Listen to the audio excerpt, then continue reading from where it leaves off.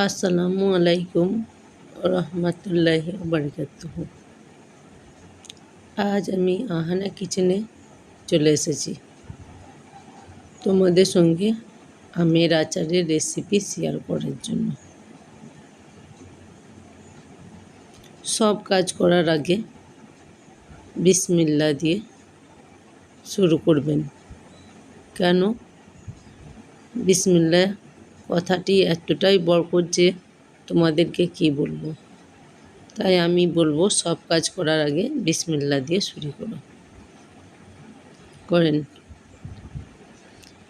আমি এখানে কতগুলো আম নিয়ে নিয়েছি। আমগুলোকে পরিষ্কার করে ছিলে কাঁটা চামচের সাহায্যে ছিদ্র করে নিয়েছি। এরপর আমগুলোকে পরিষ্কার করে ধুয়ে কিছুক্ষণ পানিতে রেখে দিয়েছিলাম। রেখে দেওয়ার পর হাত দিয়ে চেপে চেপে আমের পানিগুলোকে বের করে আমি একটা কড়াইয়ের মধ্যে পানি দিয়ে আমগুলোকে আবার সেদ্ধ করতে বসিয়ে দিয়েছি।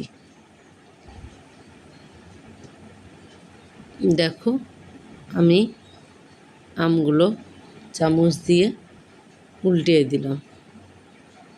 সেদ্ধ করার কারণ হলো টক ভাবটা অনেকটা কেটে যাবে। আমগুলো সেদ্ধ হয়ে গেছে। এরপরে আমি ছাঁকনির সাহায্যে পানি ঝরিয়ে নিলাম। এখানে আমি দেখো দিয়েছি 3 থেকে 400 গ্রাম চিনি। যে চিনিতে আমি একটু পানি দিয়ে দিয়েছি, দিয়ে ওইদিকে রসটা ফোটাতে দিয়েছি। এদিকে আমি 3টে শুকনো লঙ্কা নিয়ে বিচিগুলোকে বের করে ফেলে দিলাম। এরপরে লঙ্কা আর একটু আদার টুকরো নিয়ে কুচি কুচি করে কেটে রসের মধ্যে দিয়ে দিলাম। এরপরে সেদ্ধ করে রাখা আমগুলোকে দিয়ে দিলাম। দিয়ে দিচ্ছি পরিমাণ মতো নুন, আর দিচ্ছি দেখো লঙ্কার গুঁড়ো, ভাজা জিরের গুঁড়ো দিয়ে একটু নাড়ি চাড়ি উল্টে পাল্টে দিলাম।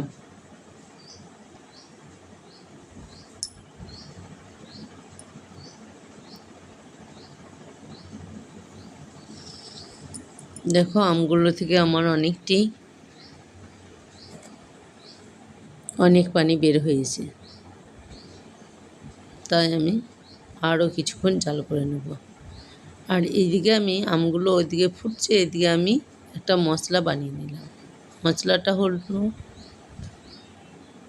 গরম মশলা আছে 2-3টে, তেজপাতা আছে আর মৌরি আছে, দিয়ে ভেজে হামালদিস্তায় গুঁড়ো করে নিয়েছি। এরপরে তেলের ওপরে দিয়ে মশলাটাকে আমি পাকিয়ে নিলাম।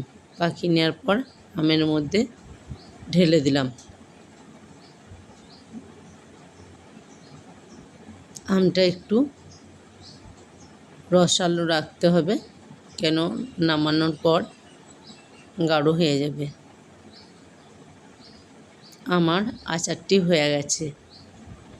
যদি ভালো লেগে থাকে আমার ভিডিওটি, তাহলে লাইক এবং সাবস্ক্রাইব করে দিও। আমের আচারটা দেখো কতটা লোভনীয় হয়েছে, এতটাই লোভনীয় হয়েছে যে কি বলবো। আর যদি ভালো লেগে থাকে বাড়িতে ট্রাই করে দেখতে পারো, আর আমাকে কমেন্টে জানিও।